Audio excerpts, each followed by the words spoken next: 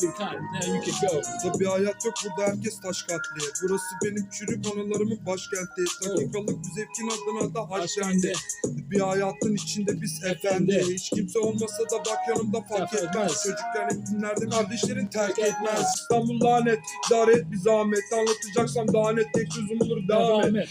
Yapmadım, konuştular takmadım. Ben yoluma baktım, haksız yere adam satmadım. Kaç satır hal hatırla sormayın, halim yok yormayın. Dolu yolumuz mayın, karşımızda durmayın.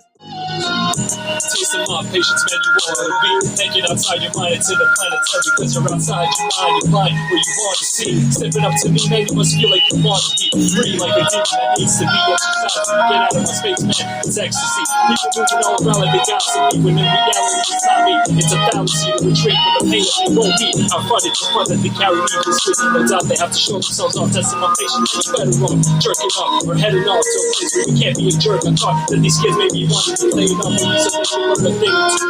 But once they learn the street and the wiser shit, we say to them to the elderly to take it all in. There's no better weather than the one out there beyond the seas of hate. We gotta rise above the one we made and hold on heaven for us to celebrate. Yeah, alright, let's go. It's your turn.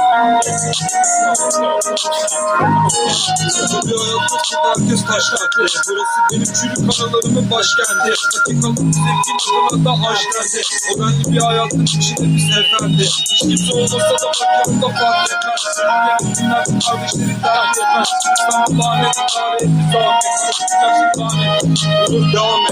Yanlış yapmadım, konuştular takmadım.